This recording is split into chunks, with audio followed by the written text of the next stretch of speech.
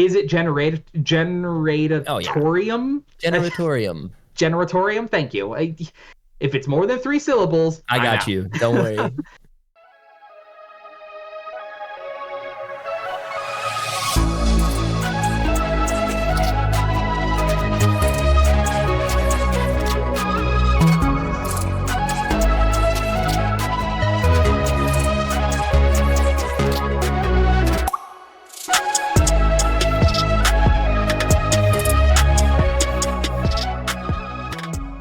Hello and welcome to the MTG Thoughtcast. I'm one of your hosts, Joseph, and across the screen or across your ears is my brother and your other host, John.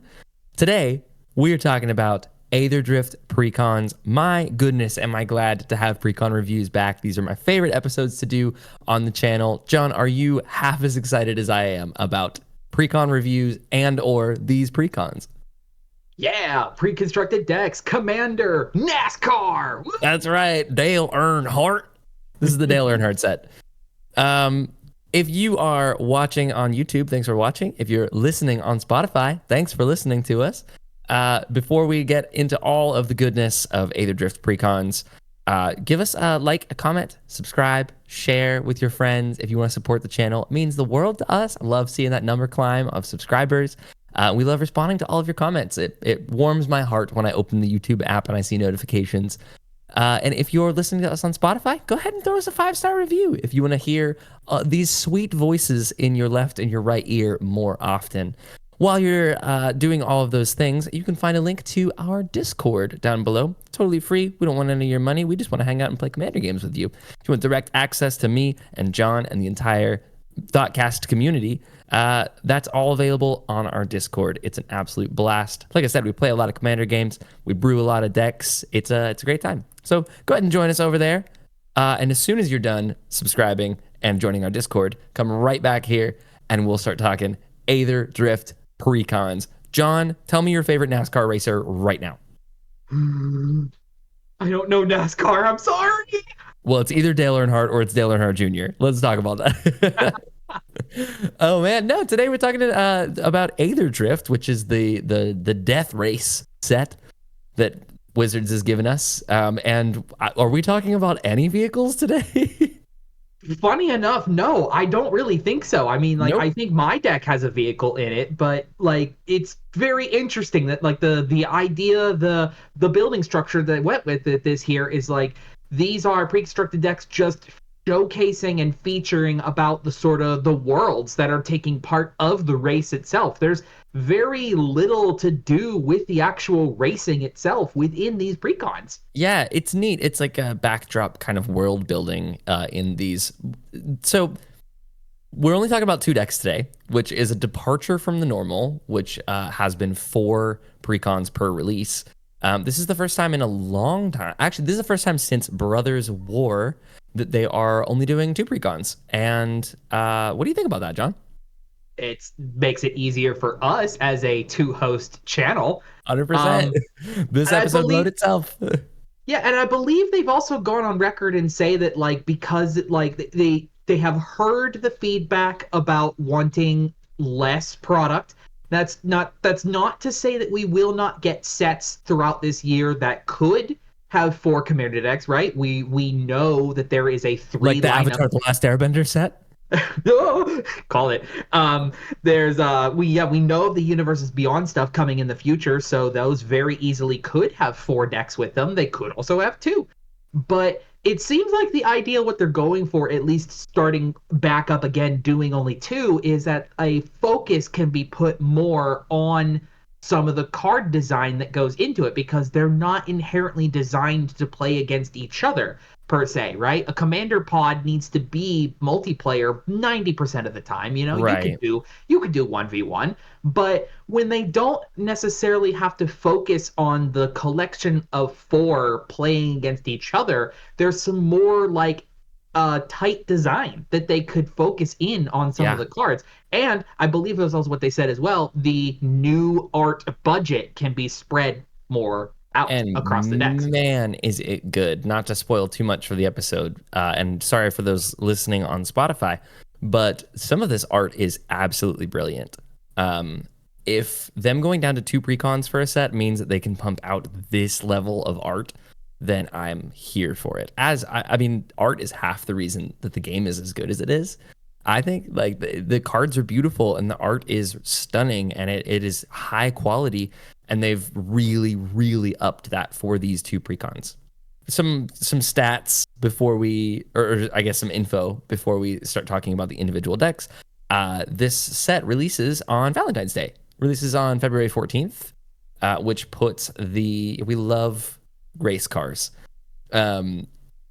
That puts the pre-release as the 7th of February, which is when you'll be able to buy these decks at your LGS, as well as do pre-release, which I'm very excited about doing pre-release. I think I'm actually going to be able to do it this time around, and I'm stoked about it, especially as a vehicles enjoyer. I'm famously vehicles enjoyer on this channel and on the Discord. I have an Edward Kenway vehicles deck that is one of my love childs. I love it so much. So I'm excited about getting some new vehicles for that deck. And more importantly, for the current moment, I'm more excited to talk about these 2 precons that are coming out. All right, let's dive in to Living Energy. So as I've said, this is a teamer deck. This is green, blue, and red. Your face commander of this deck is Saheeli Radiant Creator, 1 and teamer for a legendary 4/4 human artificer. 2 lines of text. Whenever you cast an artificer or artifact spell, you get energy, an energy counter. And at the beginning of combat on your turn, you may pay 3 energy. When you do, you create a token that is a copy of target permanent you control, except it's a 5/5 artifact creature in addition to its other types, has haste, and you sacrifice it at the beginning of the next end step. Close enough. Welcome back, Mishra. Exactly. Yeah, very, very Mishra-like. Very. I saw some other like people talking about like red token creators for like a turn. This honestly isn't even too dissimilar from other Saheelis, right? This is not the first time Saheeli has been at the helm of a commander deck. True. And it's kind of her identity. The whole thing that she does, both on legendary creatures and planeswalkers, is she either generates artifacts or lets you do copies of artifacts. In just the instance of this version specifically, your copies are being generated off of your ability to pay energy, not mana. Lovely. It's cool. I mean, it's cool. It's you obviously, what she wants you to be casting is obviously those 2 criterias on her own like card, but then if the rest of your deck is also filled out with other creatures that are just naturally generating you energy as well, which is the build more or less of what this deck is trying to do, like those are getting you energy, like especially if you're casting an artifact or an artificer that can generate you energy as well, like Saheeli makes her own energy, then that card comes in and gets your energy, and then she makes a copy of it that then you can get that energy back again. It's a very interesting like power struggle up and down of like how much output can you get to then sink some of it back in to regenerate that output back out. Yeah. Again, the brain puzzle of maintaining an external resource outside of your mana. Yeah, I love it. It seems very fun, honestly. Yeah. I mean, I loved playing Mishra, Eminent one. I think that was the I believe, Brothers War one. I believe you're correct. Yeah, the Grixis one. I loved that kind of deck, that style of it, and I'm not an energy hater. I think it's cool. I love resource management. So having an external thing seems sick. And especially, like, I didn't even think about the fact, like you were saying, you could just pay the 3 energy, get something like this Whirler Virtuoso that just makes that 3 energy back. Oh, you've got a 5/5 all of a sudden. Very, very cool. Yep. I think the most interesting thing about what this Saheeli is able to do is that you are able to make a copy of any permanent you control, which is kind of spicy, because like obviously the biggest one you'll want to hit is probably like a creature that comes with relevant enter the battlefield triggers or whatever. But if you've got season.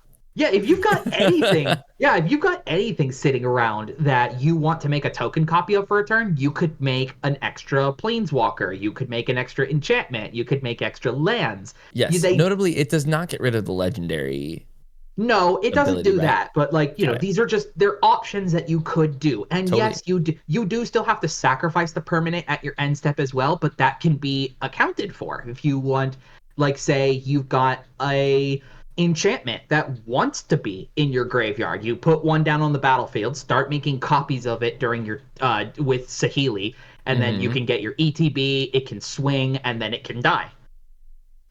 Very, Oh. very encore like. I like that aspect a lot. Ooh. Just a quick number stats on here based on her own thingy on what she wants to see. In the build as is out of the precon, there are 8 other artificers and 26 artifacts for her triggers. Yeah. That's a that's a great number. That's like 34 different ways to trigger her. Yep, so like that's a little bit over a third of the deck will trigger her top line of text that Seems gives you good to an me. energy on cast. One of those artificers is going to be your backup commander of the deck, Pia Nalar, Chief Mechanic. Green, blue, red, legendary 2/4 human artificer. Whenever one or more artifact creatures you control deal combat damage to a player, you get 2 energy counters. That's very cool. It scales with being able to hit multiple players, Of So if course. you hit multiple people, they can each give you back energy. At the beginning of your end step, you may pay 1 or more energy. If you do, you create an XX colorless vehicle artifact token named Nalar Aetherjet with flying crew 2, and the X in its power and toughness is equal to the amount of energy you spent this way. So weird.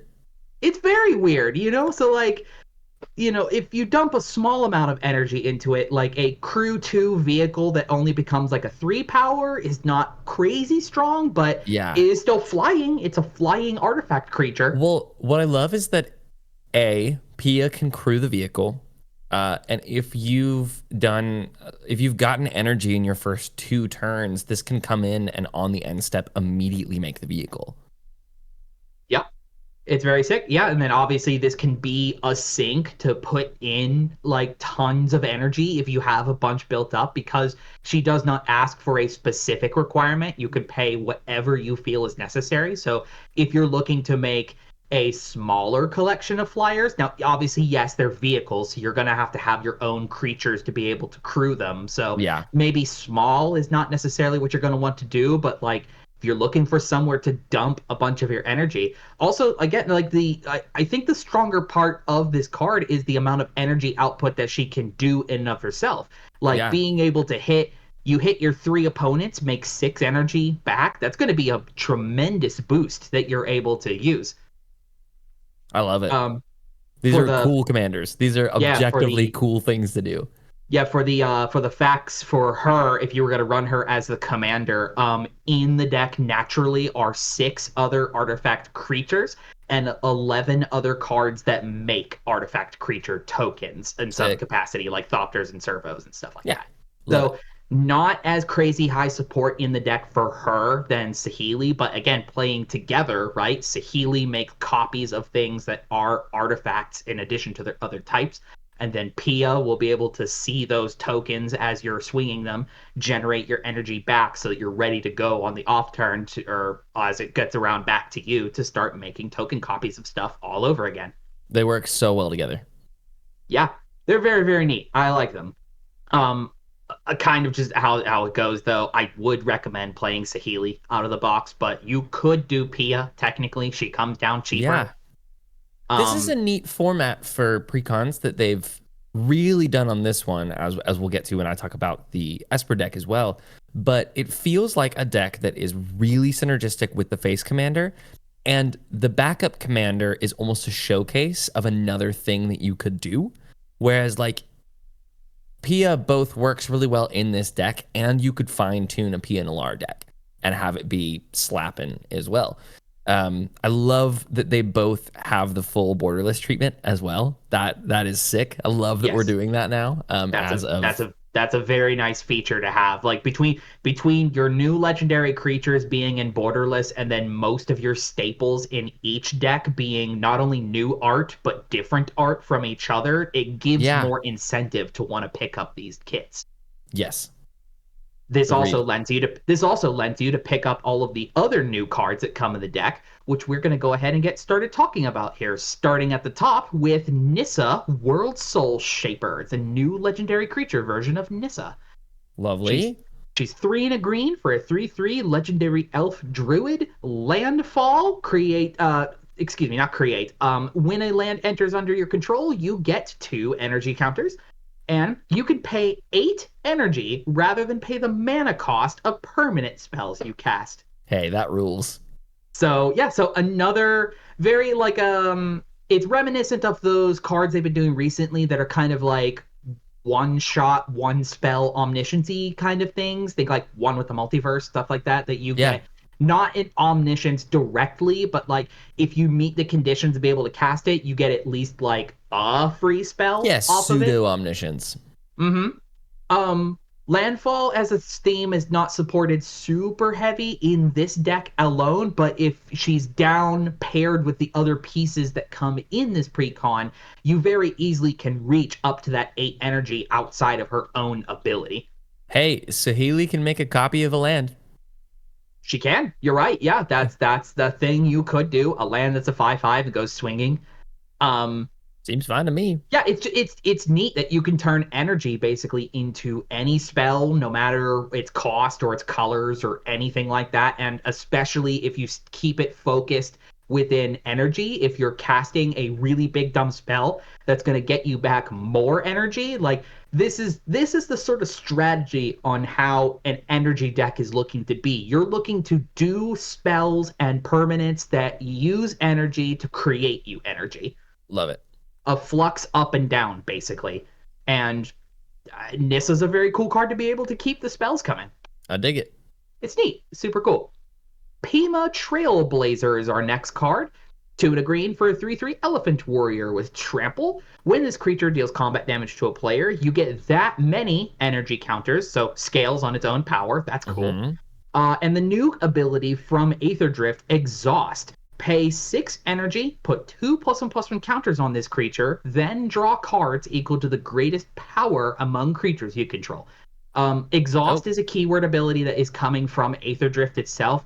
It is a one-time activated ability that you can do, and from what we have seen so far, they generally are a bit cheaper to do, and will usually like pump up a creature's power or give you a really, really strong effect that like balances out the fact that the ability can only be activated once. Yeah, on paper this sounds like a upkeeping nightmare of trying to remember which ones you've exhausted and which ones you haven't. But I actually came across a thread from Gavin Verhey talking about how most of the exhaust abilities put +1/+1 counters on creatures. So it's very easy to tell, like, oh, this has counters on it. That means I did its exhaust ability. So it's kind of it's a round of applause for the design team on Exhaust for figuring out how to do an arena-esque ability that's not just a tracking nightmare. Yep, it's cool. I mean, it does suck. You can only do the thing once unless the creature is refreshed. This is actually one of the cool things that you can do with Saheeli. If you start making copies of this, the copy is a new permanent that has not 5/5. It becomes a 5/5 that it is a new the token copy is a new permanent that you could keep doing exhaust on if need be. It becomes a 5/5, can hit somebody, get you 5 energy immediately, and then on the second main phase before you sacrifice it, you could pay 6, put 2 counters on it, and draw 7 cards. Potentially. Oh, that's bananas. It is very cool. It's not my favorite in the deck as a whole, but it's neat. It's one of the things that like definitely has the most like ceiling to be able to create you the most energy per se. Anything that scales off of its own power, play any of those types of cards that start modifying power and toughness or counters or things of that nature. Again, duplicates, copies, myriad, token generation, that kind of stuff. These are great. The ceiling is quite high, but as a whole, it's totally fine. It's a cool little guy. It's neat that he comes down early as well. He's only a 3-drop. Yeah, he's lovely. As compared to our next friend, Rampaging Aetherhood. Easily my favorite art that's in this set. Friggin' Ron Spencer nailed it with this. It's very, very cool. 4 and a green for a 4/4 Snake Hydra. It's got Trample, Ward 2. Excuse me. At your upkeep, you get an amount of energy counters equal to this creature's power. Then you may pay 1 or more energy. And if you do, you put that many +1/+1 counters on this creature. Oh, nice. It's a very similar feel to like the Trailblazer that we were just talking about, that like the actual output that this thing can give you is scaling, deterministic based Yeah, on it its kind of power. becomes an energy bank for you. Mm-hmm. Yep, you just start storing it. That's kind of, it seems like that's what they want to do with this here, considering it's got ward. So like you would Pays you just some want to, dividends. yeah, so you just want to have it sit there, start banking up 1/1 counters and energy, and then every upkeep you could guarantee have the input you need for like Saheeli or Pia or anything else in the deck that cares about you paying energy into it. Yeah. I mean, even if you decide not to use the ability at all, it's just 4 free energy every turn. Yep, which is enough to fuel Saheeli at least. Right. But it is not my favorite card in this deck. My favorite card in this deck is Stride Hanger Automaton. A Let's three get color, into it. yeah, 3 mana for a 1/4 artifact construct. Thopters you control get +1/+1, and Thop thop. if one or more artifact tokens would be created under your control, those tokens plus an additional Thopter is created instead. Yeah, 1/1 colorless Thopter with flying. Yep, dope, amazing. This This is is so incredible. cool. This is your Chatterfang for Thopters. Yes. Easily. This is your, Bananas. it's not quite manufacturer, it's not quite Academy manufacturer, but it's like it's Chatterfang. It's the, there's this like green white legendary creature from Dominaria that like makes you a soldier every time a token is created. Well, Right. it's like Paragon Yeah, Toad there's like that makes you, Paragon Took. There's a handful of yep. these.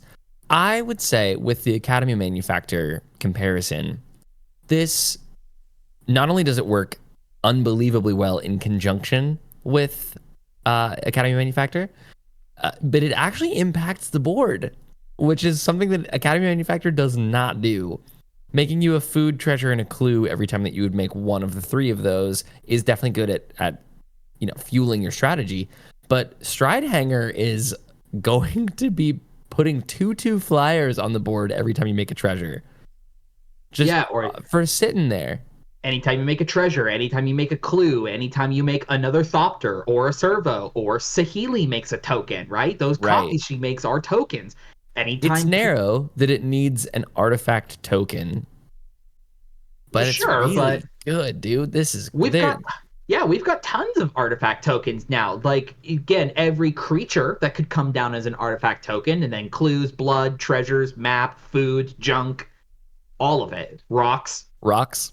I was gonna say I'm not gonna harp on it for too long, but my Togo deck is definitely looking for a Stride Hanger Automaton to make some Thopters. No, it's amazing. Psy Master Thopterist comes in the deck Oh. naturally as well. So like you slam Psy and then you get this Just thing make down. 2 Thopters every artifact. Yep, every artifact comes with 2 free flyers as well that can either be used offensively or can be used right into Psy's ability to draw cards. It's like it's crazy. It's so cool. I wish this thing kind of maybe came with a little bit of protection, but as it stands, it's got a high toughness. It just sits there, pops you out Thopters. It's crazy cool. It's Totally. my favorite card in the deck. Yeah, I really want to know what Wizards like. Why do they put ward on certain things but not on others? For example, the snake that you just talked about, the Aetherhood, does have ward 2, but is already a 4/4 with trample. Like that's already a threat on the board, but this doesn't get it. I don't know. I'm not a designer. I couldn't tell you what the reasoning is behind that, but True. doesn't have it. Anyway, this is a sick card. Yeah. As compared to Territorial Aether Kite. This is 4 and double red for a 6/5 cat dragon. Flying, haste, and when this creature enters, you get 2 energy. Then you may pay 1 or more energy. And when you do, this creature deals that much damage to each other creature. Lame. Yeah, this is also this I feel like is the weakest card, new card in the deck. I want to say, Yeah, right? Because like I just don't love dragons just as a whole. Like that mana cost for it's cool that it has haste. I'm glad that it does. Like 6 mana to immediately hit somebody for 6 with haste, and at the very least, Pyroclasm on its own is a lot for one thing. I just feel like it's kind of a boring card. it is, yeah, and like these kinds of cards, like obviously decks do need to have wraths. I do understand why this is here, but again, a wrath that even ones that you can flex how much, like there's like you said, there's no guarantee you'll even have any energy when you go to cast this, Exactly. you know, and a pyroclasm isn't going to hit much anything anyways. Like Not on you turn 6, that's for sure. you could also just be wiping your own board if like Right. you have to pay a certain amount to take care of somebody else's creature, but then it clears your board as well. Like you That's set always your kind of my problem in decks like this is like I would I'm devastated when somebody board wipes me when I'm playing a deck with 27 creatures in it. So having something that's going to board wipe myself when it enters is just not incredible. nah, not where I want to be. I suppose it's somewhat interesting if you continue to make clones of this with Saheeli that like you put 3 in, it gives you 2 back, and then you every turn can keep paying energy into it, like not enough to kill Saheeli. You just keep the board constantly clear of like Sure. I don't know, what's Saheeli? Saheeli's a 4/4, so like 3. So I don't know if you had enough energy floating around, you could perpetually keep doing 3 damage to all creatures. Like Yeah, for that's net -1. yeah, like that's neat, but that's a lot of setup just to kill mana dorks. 100% it is. Yeah, I think I'm Yeah, with you on this one. It's kind of a lame card. totally fine, but not anything special. As compared to probably my second favorite card that's in this deck because we love a good cranial planing, and this is our new version of it. This is Adaptive Omni Tool, a 2 mana artifact equipment. Equipped creature gets +1/+1 for each artifact you control, That's a and good line of text. whenever it attacks, look at the top 6 cards of your library. You may reveal an artifact card from among them and put it into your hand, and the rest to the bottom in a random order, and it equips for 3. Yeah, I think in this pre-con, it's going to be look at the bottom 6 cards of your library, but Well, I mean, you again, I build did. around it a little bit. Yeah, Now you're cooking. I did go over those stats. There are 26 artifacts in the deck total. Omnitool counts as one of those. So Sure. 25 other artifacts in the deck Yeah, plus I the think I'd like plus to see the that be like 36 to 40 for this to consistently hit something. Mhm. I do love this. This doesn't care at all about energy. Like this is very transferable into a 100%. variety of shells, right? If you're already Togo playing, probably wants this. yeah, if you're already playing cranial plating, this is probably something you want. I'm playing cranial plating and cranial ram already. Yep. It's just another one of these. It's I super love it. cool. I'm a big fan. Um, Moving on to Aether Flux Conduit. 6 mana for an artifact that when you cast a spell, you get an amount of energy equal to that spell's equal to the amount of mana you spent to cast that spell. Not necessarily They unbroke it. unbroke it. And then you can tap it and pay 50 energies to draw 7 cards, and you can cast any number of spells from your hand without paying their mana costs. That's dope. Sick, yes. This is clearly a like riff on Aetherflux Reservoir, which was Which is one of your another. favorite cards. It's one of my favorite cards. Yes. You would think I would love this, but it's just kind of whatever. I think, right? 6 mana to get down and get going, and then even in a deck that is going to be basically every spell you cast will be generating you energy. Like it's quite tough to get to you essentially need to put 50 mana value into this for it to even start doing anything, Yeah, really. having to cast all of that as well, like it only tracking off of the mana spent to cast spells. I mean, what's that gonna take? This costs 6, so the next turn you're maybe spending 7 mana on something, and Hmm. then so on and so forth. So this is probably not firing off until turn 14-ish. Yeah, it's going to take quite a bit to go through. I mean, I suppose there's a cute little synergy, I suppose, where like you have this one down, and then Sahili makes a token copy of it, and then you do get to have that copy until the end of the turn. So you go to your second Yes, main. you can get Then twice as much energy as mana. So yeah, that's even nice. even then, you're probably still doing like a 2 to 3 turnish setup to just draw 7, Yes, and like, not to discredit that isn't a strong ability. The ability it does is quite strong. I just think there's a little too high of a ceiling to get there for for it to sure. even be worthwhile. With no, Listeners of the future, when you're watching this video looking for how to upgrade this deck, please comment below and let us know how you've won with Aetherflux Conduit, because it's going to create some unbelievable stories, and I would like to hear them. Our last new card in the deck is AI Amplifier, a 3 colorless mana for an artifact. It taps to make 1 mana of any color, or for 4 mana, tap it. You choose one only as a sorcery. It either doubles the number of each kind of counter on target permanent, or doubles the number of each kind of counter you have. Yes, yes, yes, yes, yes. This is sick. This is a very cool card, yeah. And in my research, this is one of the first ones, I believe, that's able to double the counters you have. Yes. I believe. I don't think there's anything else that does that. We've seen cards before that are able to double the kinds of counters, but and again, it's not limited to 1/1 counters. So if you've Right. got something that's stacked on like storage counters, or 1/1 counters obviously as well, but like anything else that cares about the counters on a permanent of some kind, a planeswalker, loyalty counters, that's the first thing I thought of. Yes, of course. And then yeah, being able to double on yourself as well. Like, clearly in this deck it wants to do energy, but you could also hit yourself for experience counters if you're playing a commander that cares about experience counters. Yes. Lovely. I don't really know what other counters on you'd want to double. You clearly wouldn't want to Double your poison, just take yourself out. Kill yourself twice as fast. You can't kill me, I quit.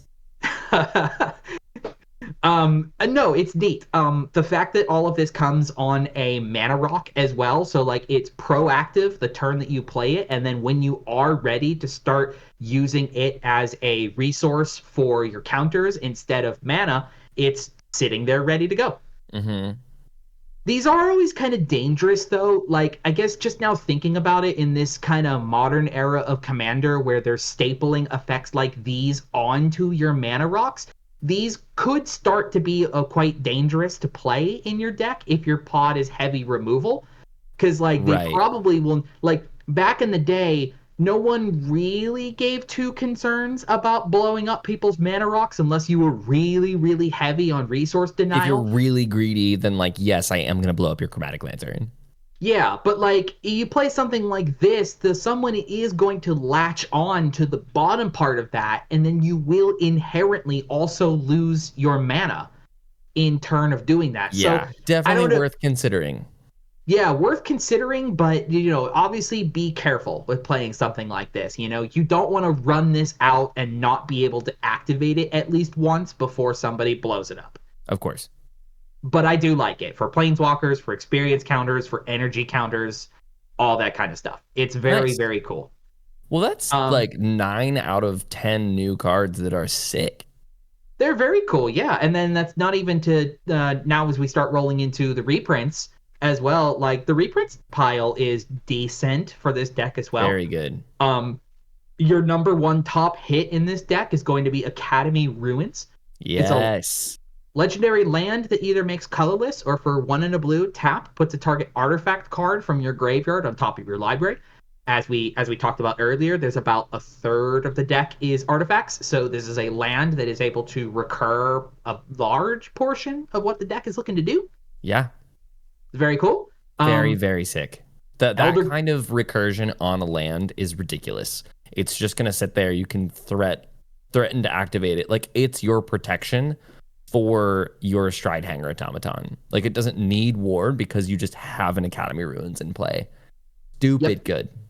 I love it's not locked to sorcery speed either as well. So, like, totally. if you've got the card in your graveyard and somebody is threatening a spell to exile it, whoop, right to the top it goes. Well, and you can just like hold up this Arcane Denial that's in the deck, and like on the very last second, if you haven't had to counter anything, like you can just spend that mana and recur an artifact. Yep. But you can make copies of Elder Gargaroth, who's in here Yeah. for some reason. There, dude.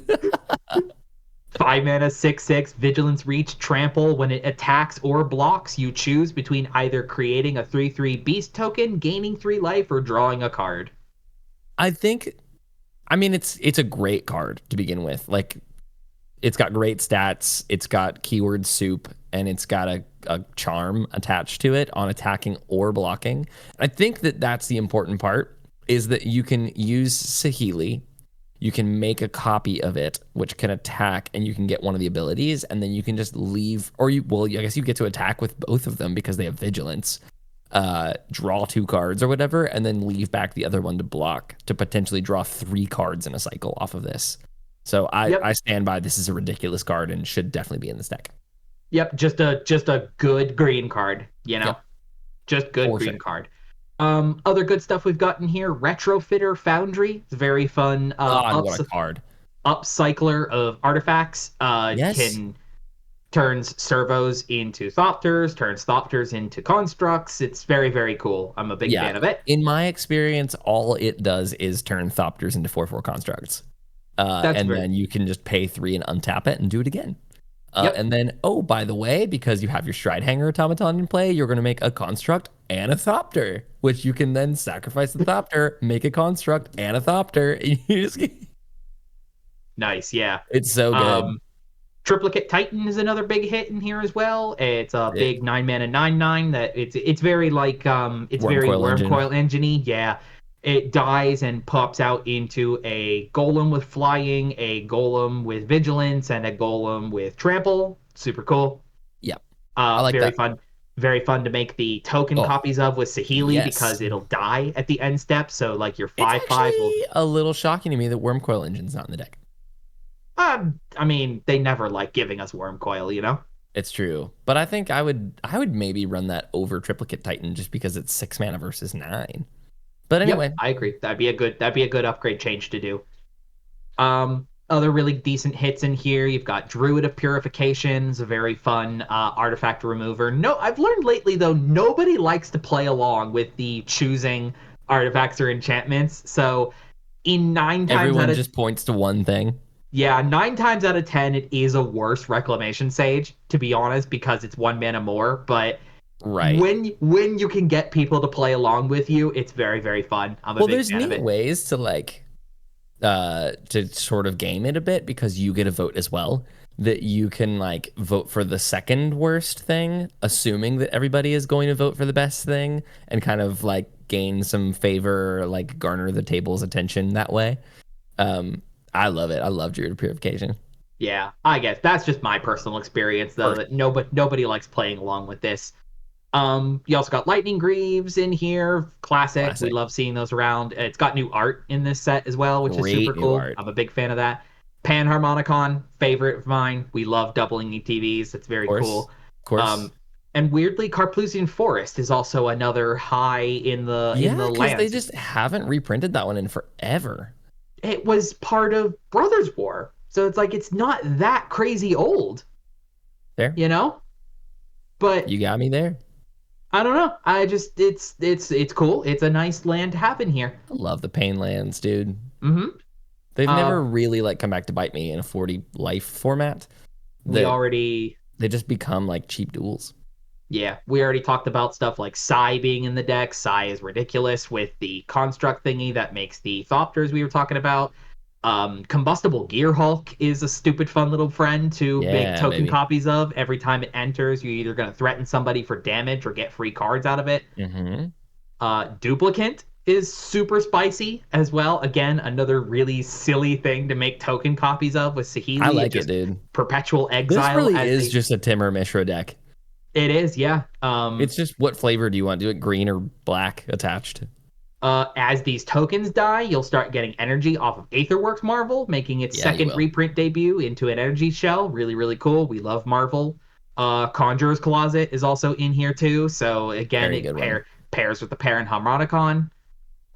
Yeah, it's a very cool shell. This is what I was saying at the beginning of this review, is just like this is doing some very proactive things with the energy counters. It almost kind of doesn't even really feel like an energy deck per se. It just the creatures that you are making token copies of or blinking or making duplicates of with like this Saheeli or the other Saheeli planeswalker that's in here as well. Is like the energy is just the resource that you're using to start generating all of this value. Mm-hmm.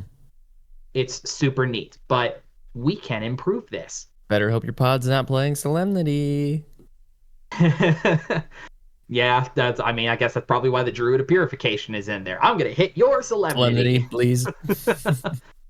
So let's make some additions in here to improve what this deck is trying to Talk do. to me about it.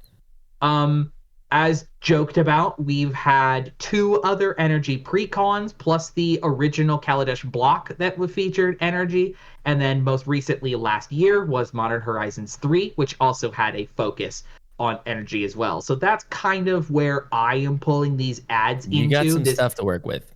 Yeah, we want to have the biggest focus in additions that I wanted to do is if you're using Saheeli as your commander, you want your token copies coming into play to either A, be benefited off of becoming a 5/5, or B, care about creating energy either as they come in or as they go swinging. That'll Mm-hmm. keep your engines going. Engines. Hey. That'll keep them going as you are creating these token copies. So some simple stuff like Scrapper Champion or Imperial Voyager. These are both just like little uncommons from the original Kaladesh block. Voyager is 1 green and a blue. Flying trample that when it deals combat damage to a player, you get that many energy counters. So it's kind of like the Trailblazer that we were talking about before. But also benefits off of becoming a 5/5 because it retains its flying and trample. Very sick. Very cool. Scrapper Champion, same thing. 3 in a red. Human Artificer, also an Artificer, so that works with Saheeli. Double Strike enters, you get 2 energy counters, and when it attacks, you can pay 2 energy. If you do, you put a +1/+1 counter on it. So again, if you disregard that part of it, Saheeli will have it come in as a 5/5. It'll be a 5/5 With double strike. double strike. With double strike. That's pretty whack. A casual 10/10. Mm-hmm. Other fun artifacty things I found to go into combat with: a Sultron Dominator from the Fallout deck. Okay. One in a red. It's a 2/2 artifact creature robot. When it enters the battlefield, you get 2 energy, and when an artifact creature you control attacks, you may pay energy. If you do, put a choice of a +1/+1 counter, first strike, or trample counter on that creature. Dope. So you let this one sit there, then Saheeli start making 5/5 copies of it, that it then replenishes 2 of your energy as it comes into play, and then the original will see the token copy go to combat, and you can give it like a +1/+1 counter, or a first strike counter, or a trample counter, whatever's most relevant to you at the time. I'm in. If you want to. Very, very I like neat. it. I wanted to take advantage of the fact that Saheeli can make token permanent copies, and we do want to play in here Vault 112 Sadistic Simulation from the Fallout deck as well. Okay. So we're making a copy of a saga. Making a copy of a saga for a few turns. Obviously, your original saga will kill itself at some point, but Right. this saga in specifically makes you energy counters. 2 blue and a red. On lore chapters 1 and 2, you tap up to 1 target creature and put a stun counter on it, and you get 2 energy. And its third lore counter is pay any amount of energy. If you paid 1 or more energy this way, shuffle your library, then exile that many cards from the top. You may play one of those cards without paying its mana cost. Yep. So There's your time twister. Get this one down. Saheeli makes copies of it. You're stunning down more things and generating more energy back so that you have a bigger dump into your original when it's ready to pop off. Very, very cool. It's very cool. And then we start looking at the Modern Horizons cards as well. I've got Overclocked Electromancer from the Satya deck. 2 in a red for a 2/2 Lizard Wizard. At the beginning of combat on your turn, you can pay 3 energy. If you do, you put a +1/+1 counter on the Electromancer. When it attacks, you double its power until end of turn. That's important with Saheeli because the token Oh copy my version god. would be a 5/5. That's even more important because it goes Man, into its third 10-5. ability. Yep. Uh, it rolls into its third ability when it's got its doubled power. Is that when it deals combat damage to a creature, if that creature was dealt excess damage this turn, you get X energy, where X is the excess damage. Oh, nice. So it's like either hits them for 10 or gets you a billion energy. Stupid. Very, very Beautiful. stupid. Is it Sure, jump generate? with your 1/1. I'll take 9 energy. Is it Oh yeah. generatorium? Generatorium. Generatorium? Thank you. If it's more than 3 syllables, I I'm got out. you. Don't worry. Blue red, if you would get 1 or more energy, instead you get that much +1 instead. So this is just going to exponentially double your Yeah, of output course. of Hardened energies. scales for energy. Yep. And it taps to draw a card, activate only if you've paid or lost 4 or more energy this turn, which you Yeah. can almost do all the way with Saheeli. Oh, of course. Yeah. Yep. Very, very cool. Another really fun energy output card is going to be Aether Revolt, also from Modern Horizons. Whoa. 2 and double red enchantment. Revolt, as long as you've had a permanent leave the battlefield this turn. If a source of non-combat damage would be dealt to an opponent or a permanent they control, it deals that much damage +2. And whenever you get 1 or more energy, Aether Revolt deals that much damage to any target. Oh, that's incredible. It's very cool. It's like another version of the Generatorium. Generatorium. Generatorium. Jeez, I said it once and I still didn't It's get all it. right. Yep.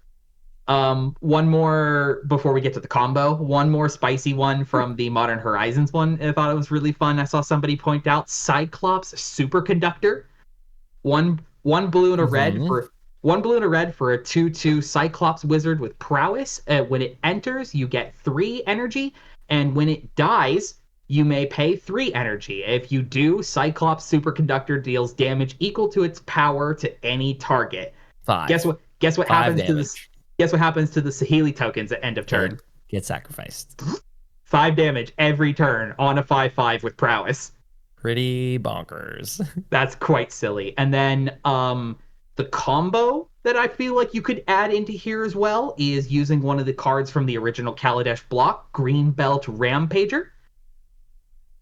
Greenbelt Rampager is a green mana for a 3/4 that when it enters, you pay 2 energy counters. If you can't, you return it to your hand and you get an energy. You can pair this off with the Modern Horizons card, Primal Prayers. Yes, sir. Primal Prayers, 2 and double green. It's a play on the Legacy All-Star Allurin. Yeah. When it enters the battlefield, you get 2 energy, and you can cast creature spells with mana value 3 or less by paying energy rather than paying its mana cost. And if you cast a spell this way, you can cast it as though it had flash. The 2 cards by themselves don't get you anywhere. You just have a constant elephant that comes in, goes back to hand, pay an energy, comes back in. So the 2 cards by itself doesn't do anything for you. But it is technically infinite energy that you're just spending one at a time to keep going, which I see where you're going with this. Something like with Aether Revolt, where whenever you get an energy, it deals a damage to something. I'm tracking. Yep. But that would be my changes that I would do to this deck. And overall, I like it. I think it's quite cool. Like, energy to me is still kind of one of those I'm mid on it, you know? Like, it's a parasitic mechanic, you know, that like you can't really be playing 1 or 2 off pieces of this mechanic without other support in your deck to backbone it, and that then forces your deck to be all one type of mechanic in it. And that doesn't breed tons of extra like creativity into the deck, because you don't get lots of extra choices on what the support of the deck needs to be. Yeah, it kind of has like quote unquote auto includes, because it's like, well, I'm playing an energy deck, so I have to play the energy cards. But like, yes, this deck is obviously filled with a lot of pieces that care about their energy. There's a lot here that doesn't, and that also they still just synergize with what Saheeli's looking to do, with what Pia's looking to do. If you took out, if you took out the Nissa that we were talking about, right? Mono green landfall is a very popular deck. You could just build a landfall deck that just happens to give you an Oh yeah, omniscience after your fourth landfall trigger, I easy. suppose. Like I That's like an it. extra land per turn and 2 fetches, and you get to play something for free. This is Yep, all cards that you're already playing in mono green landfall. yep, Very, I'm very here for sick. it. I I still don't see myself buying a deck like Sure, this, but if you are an energy enjoyer, if you're also a big fan of this world and this mechanic as a whole, I totally. think of there is now enough selection from the years past that it just last year, to be perfectly honest, there is enough selection now that you could buy this and make changes and modifications to whatever you feel is the best direction to build the deck into. And like the lack of creativity design that I was talking about here, like I said, there's enough external pieces now that I feel like that's not too much of a concern if you Definitely. have to play the energy. I like I said, I still probably wouldn't be buying this, but of the energy decks that we have seen over this past year, this one is by far my favorite. I love it. We sort of have an unspoken rule here on the Thoughtcast of sort of doing budgety upgrades. But can we talk about how bananas doubling season would be in this deck? It would Like, be. this deck cares exclusively about putting counters on a player and making tokens. This might be the best doubling season deck that I've ever seen because you can use Saheeli and make a copy of doubling season that would be 2 additional copies of doubling season that then get you 1, 2, 3, like to the exponent of 3 whenever you make energy because it doubles, doubles, doubles. You can pick up a Foundations copy of Doubling Season for about $30. Yeah, that still is like more than I would recommend for like a pre-con. You also like you're really entering into some realm of like, is it really an upgraded pre-con if you're putting doubling season in the deck? True, fair, Um, but that's better than it used to but be. for sure, if you've got like this deck and $40, please put a doubling season in it. Okay, John. Deck 2 of 2 from Aetherdrift here is an Esper Zombies deck called Eternal Might. That's white, blue, and black for the uninitiated. And it is helmed by our friend Temet Naktaman's Will. Nailed it. Naktaman's Will. Temet Naktaman's Will. He is 2 white, blue, and a black for a legendary zombie wizard that's a 4/4 with vigilance and menace. Whenever you attack, draw a card, then discard a card. Notably, he does not need to attack for that ability to fire off. And then he says, whenever you draw a card, zombies you control get +1/+1 until the end of turn. Dope. What? That's bananas. You just get anthems for drawing cards that he naturally does at least once an additional turn. So you have him down. You've drawn your card from turn. Your zombies get +1/+1. You then attack with him, draw a second card for that turn. He's essentially going to naturally be giving your zombies +2/+2 every turn with his ability. And there's obviously ways in here to abuse that. So yeah, this is the Esper Zombies deck. I am very impressed that they did a Zombies deck that doesn't care about the graveyard. Now, functionally, because he draws a card and discards a card, it can care about the graveyard. So this is a really beautifully designed card that can go in a couple of different directions. This would work just as well in a graveyard-centric deck as it does in this one, which is a bit more go wide, tokens, beef all of your zombies up kind of deck. The showcase or the alt commander for this deck is the one that I am most excited about. This is Hashaton Scarab's Fist. It is white and a black for a 1/3 legendary zombie wizard that says whenever you discard a creature card, you may pay 2 and a blue. If you do, create a tapped token that's a copy of that card, except it's a 4/4 black zombie. So it eternalizes creatures as you discard them. Yep. Notably, And the activated ability there does allow him to be an Esper commander. yes, 100%. So it is a single, or he only costs 2 mana. He costs a white and a black, but because that ability has blue in its identity, it is an Esper commander. So the deck could be helmed by Hashaton. Don't recommend it. He works beautifully with Temet because Temet is going to be drawing and discarding a card on attack. So you can just pay that 3. If you discard a creature, you just make a 4/4 zombie that's a copy of that creature it's entering. The really important thing is that they didn't hamper this card. It does not exile the card from graveyard, and it just makes a copy of the card as you're discarding it. So it just stays in the graveyard. So you can either reanimate it, you can bring it back to your hand, you can discard it again. There's a million different things that you can do with this, and it's absolutely brilliant. I am very excited about Hashaton. I have been brewing with him nonstop since he's been spoiled. With a Luris list, I believe you have been doing, yes, right? Hashaton with a Luris companion is the direction that I'm going with it. We don't have to talk about that right now, though. You can find that somewhere on the internet. There are 8 other new cards in this deck that are not the commanders.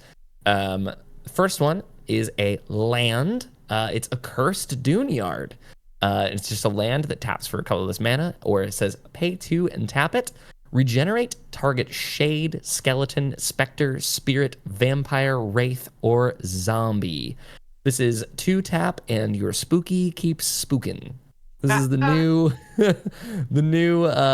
new grouping of types just dropped, and it's spooks.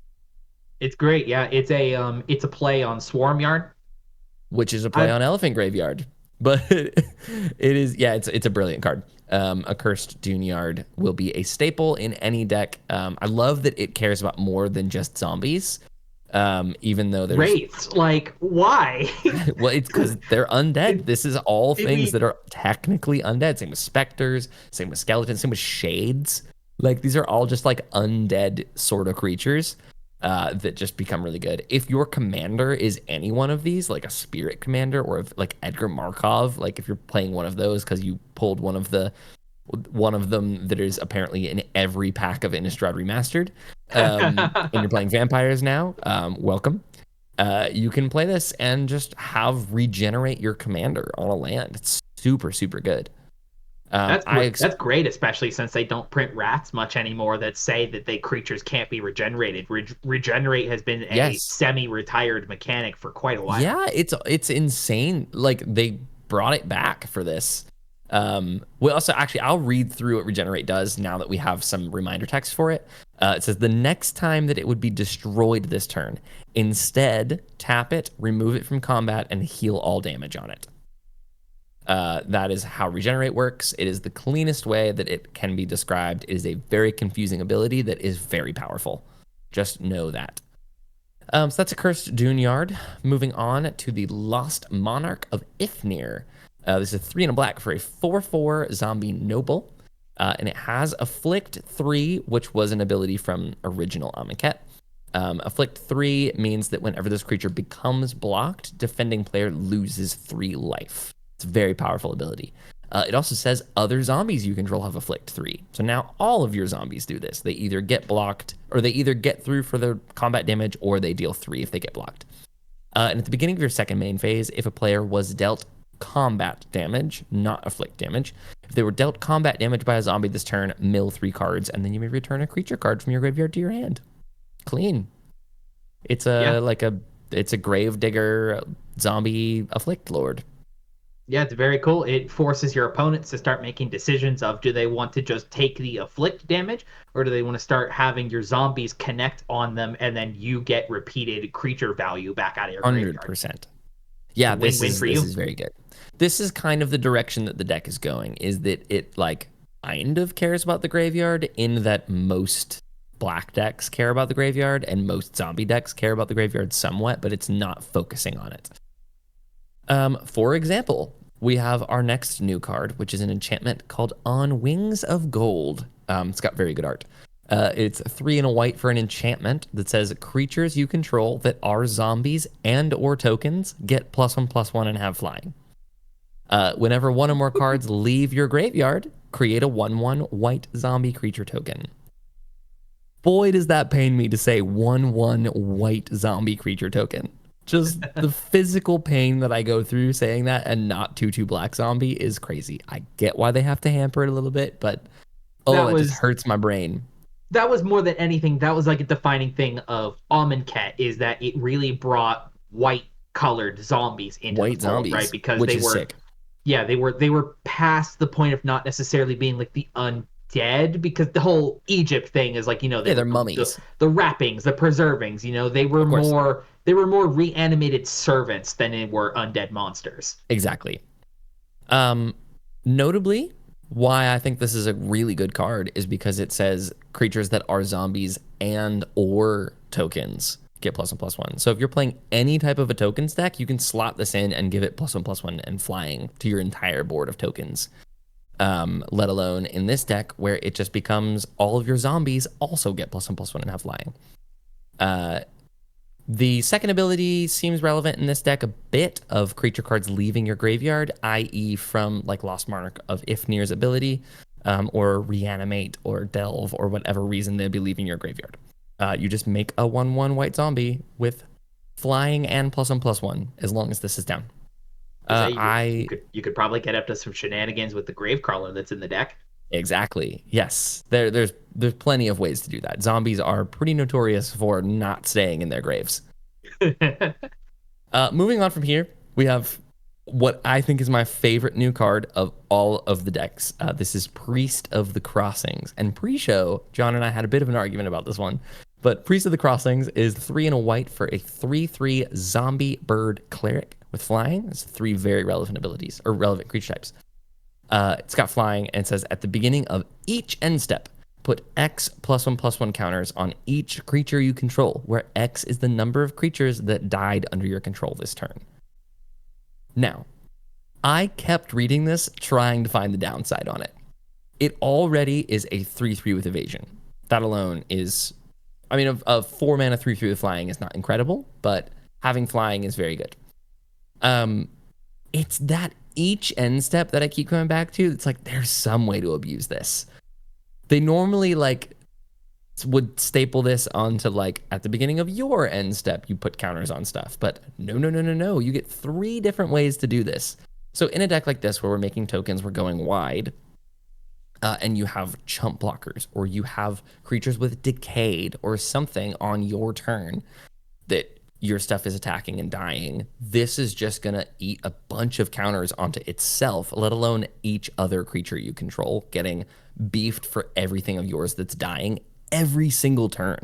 So if you have anything that is sacrificing and coming back on your turn, just put a counter on your entire board for it. One of the things that I brought up was I really want to play this card with Eldrazi Scion of sacrifice 3 of them, play something, 3 counters on everything you control. This card is busted. I'm calling it now. This is cracked. This is going to see some crazy play, and I'm a big fan of it. But John, in our pre-show discussion, you did not feel the same way that I did. No, because I don't feel like let me make it up front for some particular people who like calling me out on the things I don't like. Bloomborough. Nightmare. I don't think this is a bad card. I just don't think it's as fast as you say it's going to be. The each end step aspect on this card, I just feel like is a little unnecessary, because you're not 9 times out of 10, you're not really going to be doing tons of, especially killing your own creatures or even letting them die in blockers as well. That's not going to be happening a ton during the off turn. And the real trick with this as well is you've got to be killing your own creatures, but then also still having enough to care about having the +1/+1 counters put on them at all.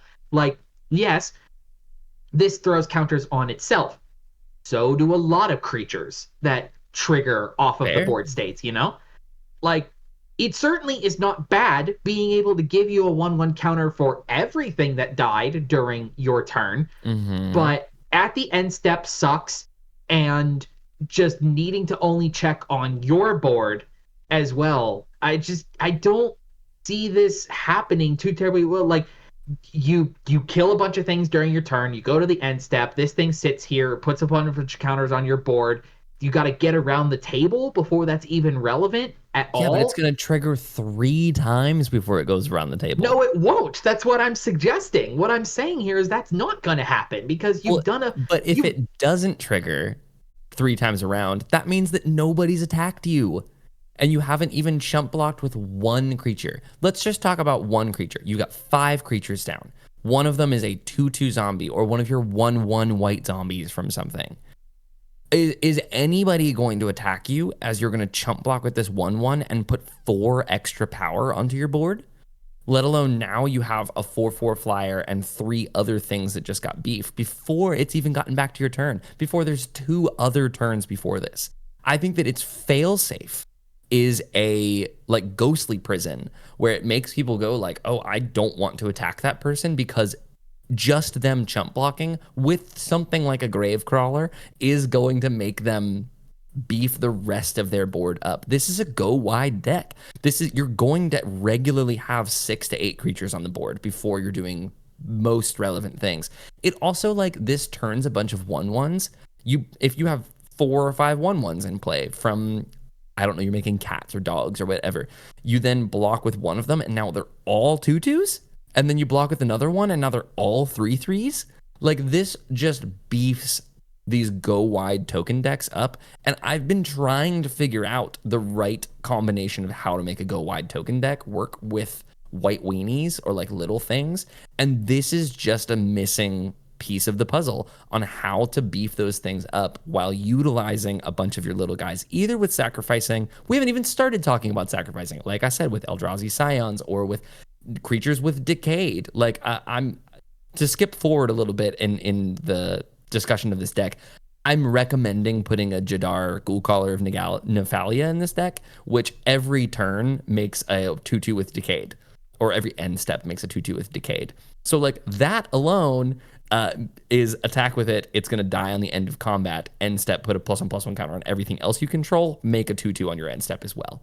So you get to continue that thing going, which is sort of what zombies are trying to do. It's make a bunch of stuff, kill it, make a bunch of stuff, kill it, make a bunch of stuff, kill it, and then win the game that way. And this Priest of the Crossing is going to actually win you the game for doing that. Okay. There's my monologue.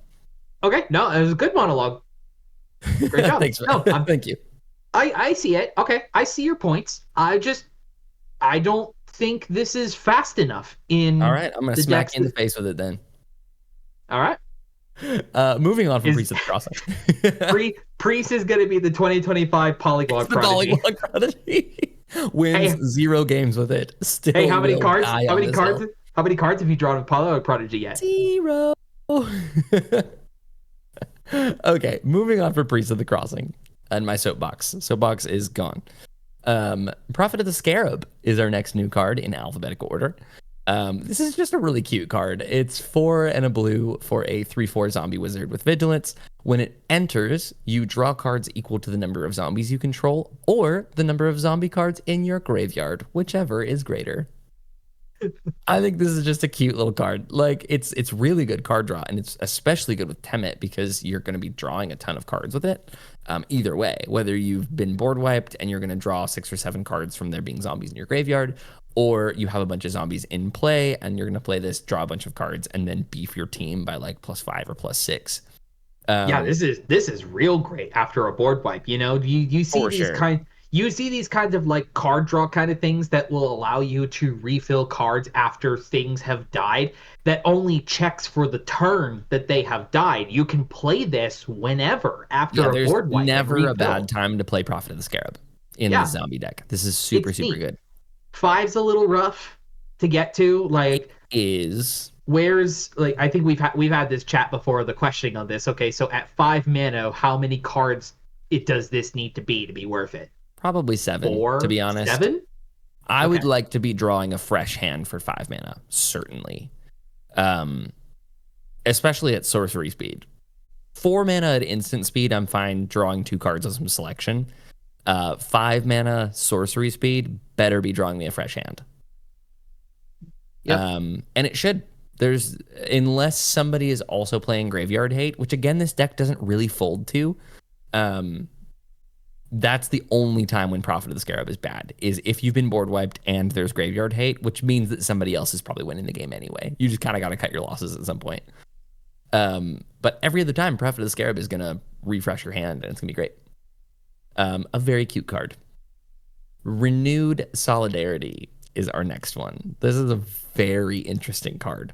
So 2 and a white for an enchantment, again. As this enchantment enters, choose a creature type. Creatures you control of the chosen type get +1/+0. At the beginning of your end step, for each token you control of the chosen type that entered this turn, create a token that's a copy of it. So this is I guess it's pretty similar to Ocelot Pride. Like, it's that kind of ability where it kind of checks to see all the different tokens that entered, and then any of them that are of the chosen type, which in this deck you're going to be choosing zombies. So for however many zombie tokens that you've created, you will be making an additional one of those. This is particularly good with something like Hashaton, where you're making a token copy of a zombie or a token copy of a creature that becomes a zombie, that then Renewed Solidarity is going to give +1/+0 and make an additional copy of it. It's going to double all of your tokens. I love this card, especially for 3 mana and having 2 or 1 other very relevant ability, even if you never get the token doubling. Just giving your zombies 1/0 is a great ability. We love that.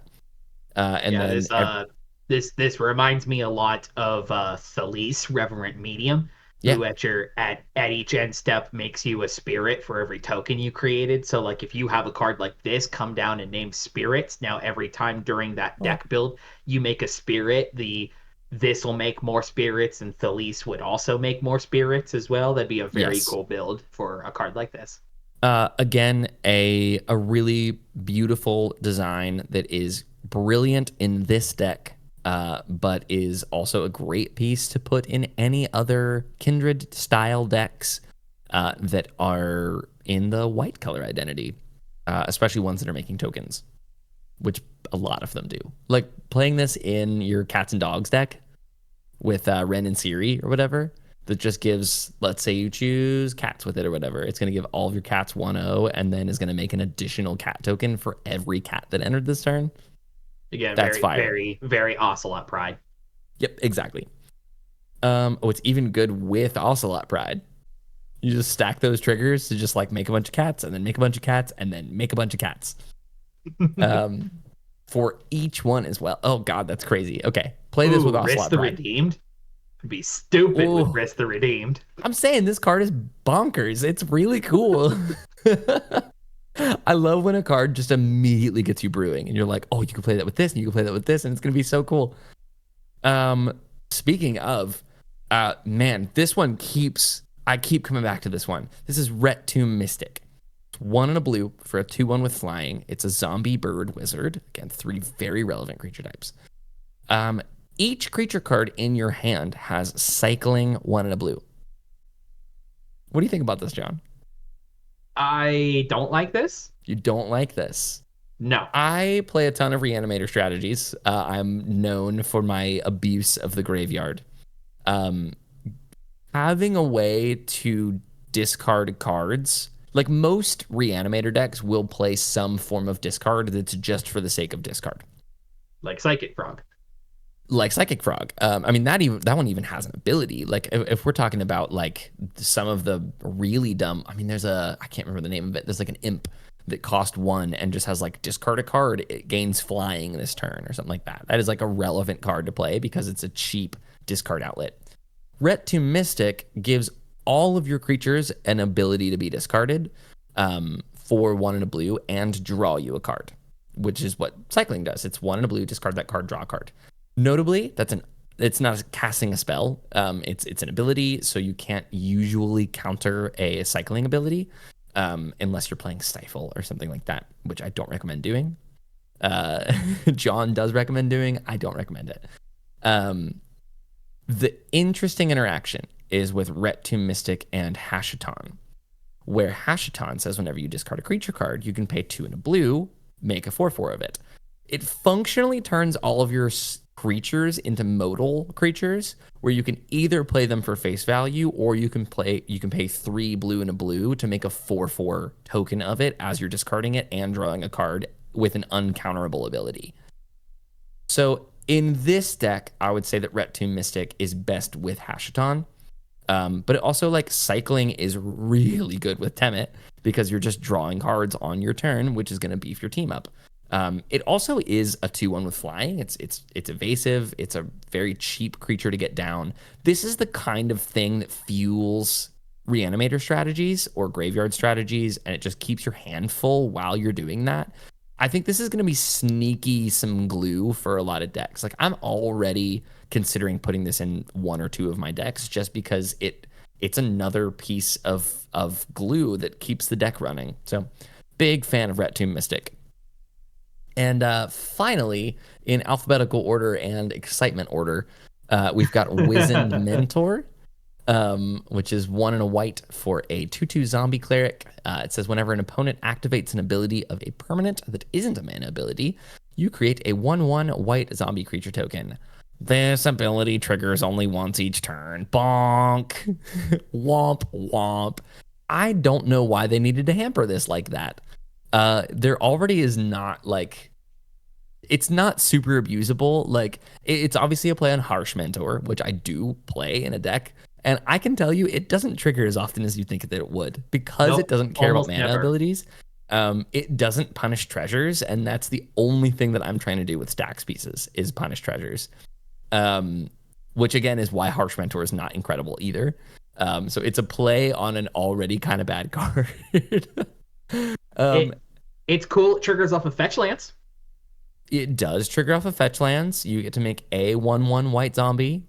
But again, like, the physical pain that I go through saying 1/1 white zombie is shocking.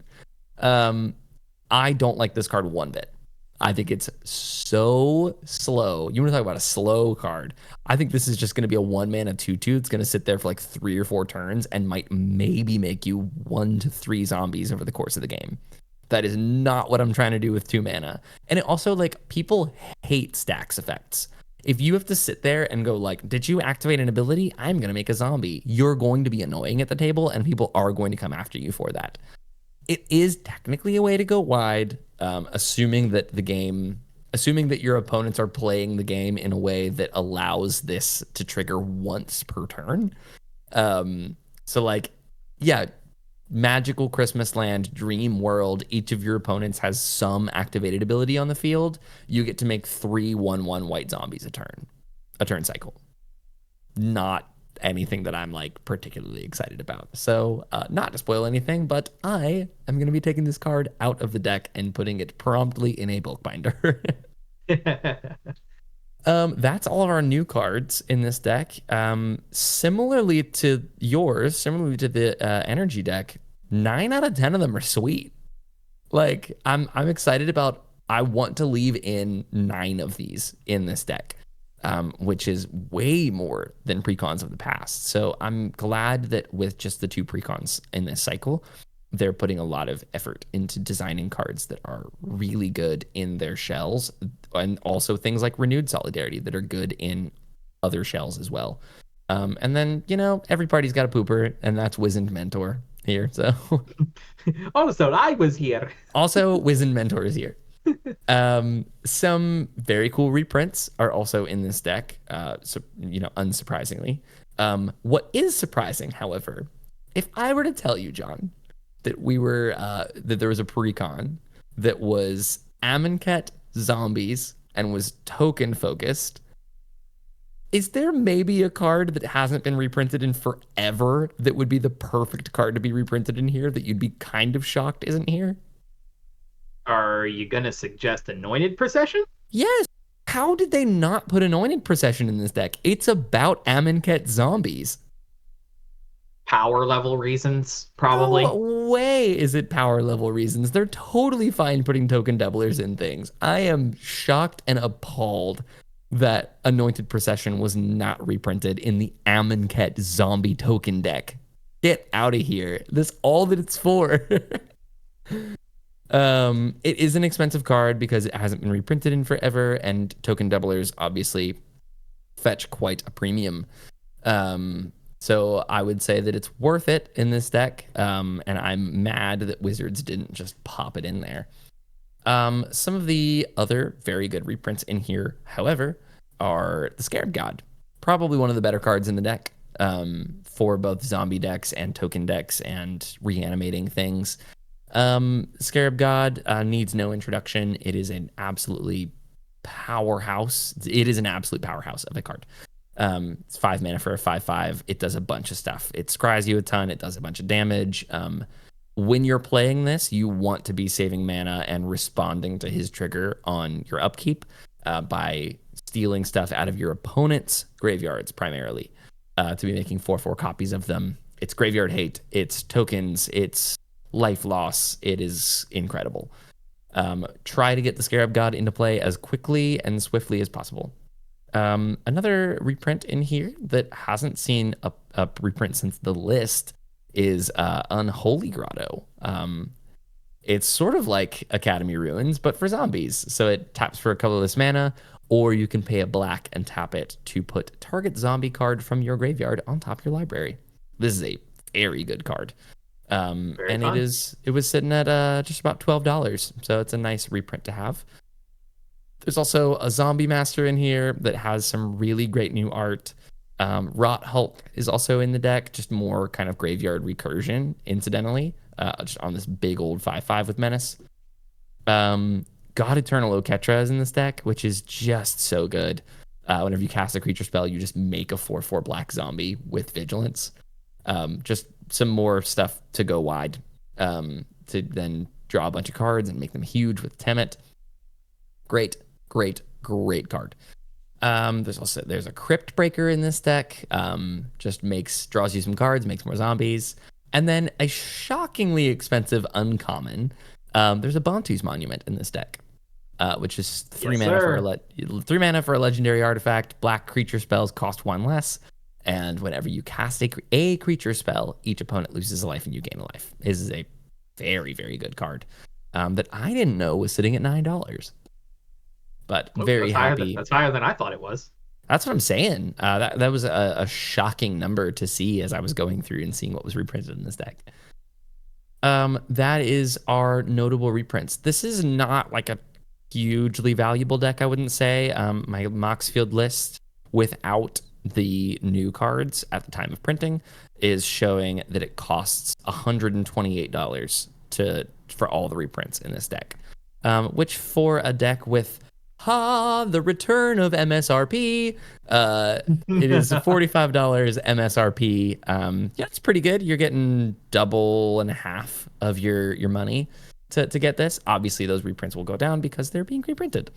But there's some great stuff in here. This is an unbelievably synergistic deck. Like, I mean, a Kindred deck is pretty easy to make synergistic just because you throw a bunch of zombies together. It's a bunch of lords. It's a bunch of stuff. But I really like Temet's ability.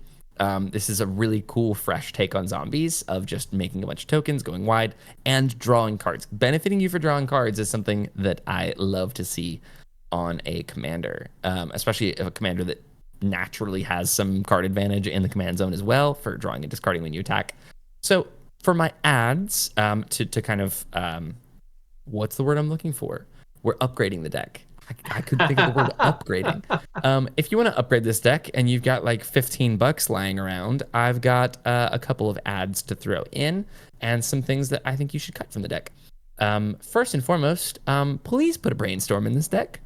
A single mana, draw 3 cards, your team gets +3/+3 is everything you want to be doing.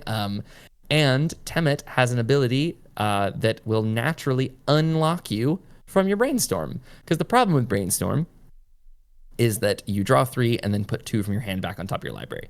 If you don't have a fetch land or a way to shuffle, you're just going to draw those 2 cards back, and those are your 2 worst cards in your hand. So mitigating that with Temet by doing your Brainstorm in your first main phase, putting 2 cards from your hand back, and then going to attack where you draw and discard means that you can functionally mill that top card of your library down, meaning that the 1 card that's left on top of your library is way better than the 2 cards that are left on top of your library. So I don't recommend Brainstorm for every deck for that reason alone. But in a deck that cares about drawing cards and has a way to unlock yourself from it, Brainstorm is a perfect add here.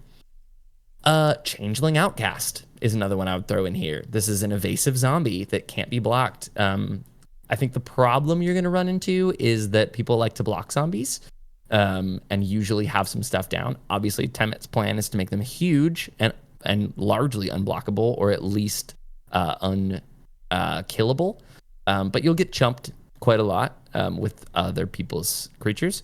And having a Changeling Outcast on the field just means that is one thing that is for sure going to get damage in at somebody, because it can't block and can't be blocked and is a Changeling, so it's all creature types, including zombie. So love Changeling Outcast here. Hooray. I mentioned it earlier. I think you should put a Jadar, Ghoul Caller of Nephalia in here. If you can find it in yourself to combine both Innistrad zombies and Amonkhet zombies, I think you'll find some lovely synergy here. It's 1 and a black for a 1/1 human wizard. Sorry that it's a human. At the beginning of your end step, if you control no creatures with Decayed, you create a 2/2 black zombie token with Decayed. So this sort of functions like a Skrelv's Hive or the fairy one. What's the fairy one? Bitter Blossom. Bitter Blossom. Yeah, it kind of functions like that, where it just pops out a token for you every turn. Again, we're trying to go wide. We cut the we're going to cut the Wizened Mentor, as aforementioned, which is sort of a go wide thing. I would much rather have Jadar in almost every case, to just make a 2/2. There's also some synergy in here with stuff dying as you look through the rest of the deck list, but Jadar is a really, really great card in here. Again, stuff dying. Plus, I believe you could turn Jadar into a zombie with the Master Nexus that's in here. There is a Maskwood Nexus in here that you could turn him into a zombie. You also could discard him with Hashaton in play and make him a 4/4 zombie Jadar. Like, that sounds pretty cool. I'm into that. Again, just a lot of really cool ways to do stuff.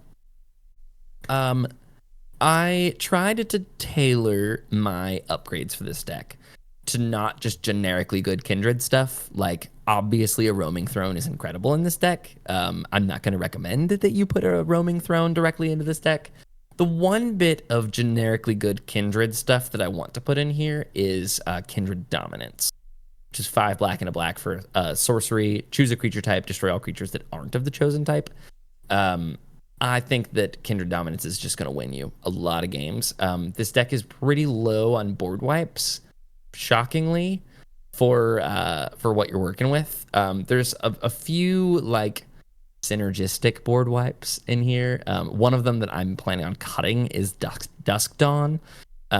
Just because, like, come on, we're making like 4/4s. Our stuff's gonna be really big. Like, it's just gonna be like a worse version of a board wipe. I get why it's in there because it's the whole like, oh, it's Amonkhet. Like, that's cool.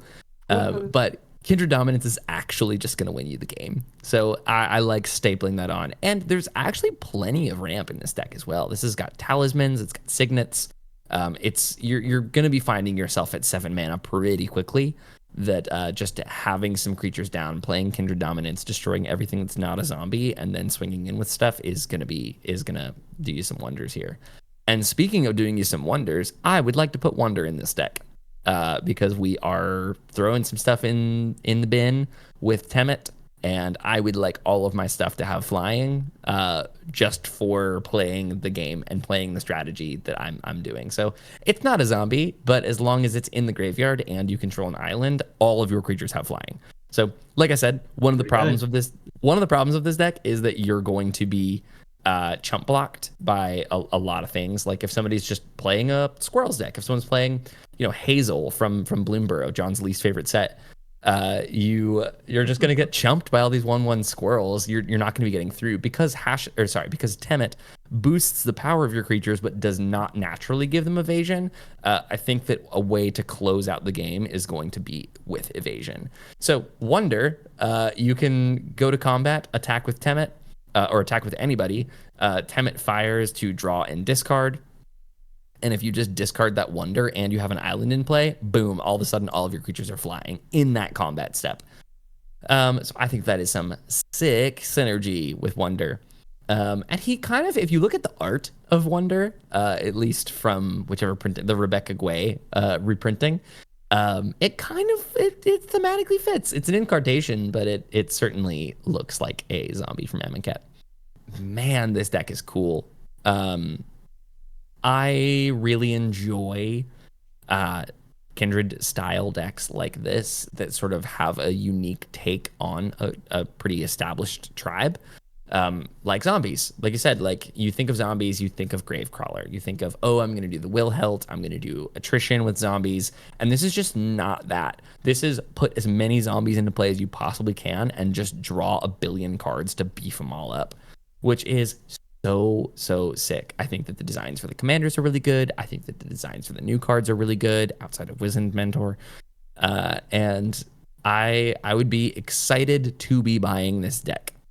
Yeah, it seems really neat, and it definitely is, like what you were saying, it gives a different identity to what zombies led at the helm from the theme of Amonkhet. You know, Amonkhet zombies did the best that they were able to do within the parameters of being zombies. You know, they were not from Innistrad. They were not from Dominaria. They were not from name anywhere else that has zombies on their world. You know, these were, you know, this lore wise anyway, like this is a world filled with like distinguished, strong champions and servants and leaders and nobles and things like that. Like they're the most refined that you can find out there as far as zombies are concerned. And the fact that like you can build this deck to do this tribal kindred theme while doing a card draw synergy style deck as well,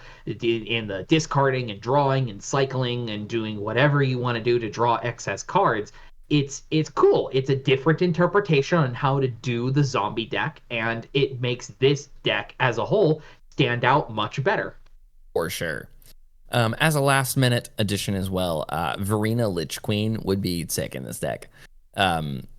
Not as the commander. I still like Temet better as the commander, but Verena is a 4-mana 4/4 zombie wizard that says whenever you attack with one or more zombies, draw that many cards, then discard that many cards. You gain that much life. So just Temet and Verena attacking would be draw 3, discard 3. All of your zombies get +3/+3. That's a 7/7 and a 7/7 attacking just between those two, let alone if you have a bunch of tokens with that as well. So Verena's another great include there as well. But I think that brings us to the conclusion of that deck and of the episode. That's our 2 precons this go around. That's it. We were able to dive in a little bit deeper on these 2 decks this time because we only had the 2 to talk about. Yes, I hope that you, the listener, enjoyed a bit of a deeper dive into the precons than we normally have time for. I certainly enjoyed going through, making my notes for this episode, getting back into the swing of it. I've just missed. It's been almost 5 months since our last precon. That feels like such a long time because we've been so used to like, okay, it's been 2 months. We need to put out another precon. But this new schedule is very nice and is a nice. You get to breathe. You get to sit with it for a second. You get to brew. It's a lovely schedule that Wizards has us on right now. So relax in the Amonkhet sun before we get behind the wheels of the wacky races next time. Yeah, I come on. I completely forgot that these are precons for the vehicle set. Like, it's cool. I get it. And I think the average person, similar to Energy, who doesn't really care about vehicles, is going to still enjoy these precons. And these will be looked back on fondly, whether Aetherdrift is popular or not with non-vehicles players. So it was a smart decision on their part. End it with a car pun? Come on. We've exhausted our jokes. We certainly have. And we've exhausted this episode of the MTG Thoughtcast. Thank you so much if you're watching on YouTube or listening on Spotify. We appreciate you guys being here. If you've made it to this point in the episode, you might as well drop down there, give us a like, comment, subscribe, Discord, notifications, bell on, 5-star review.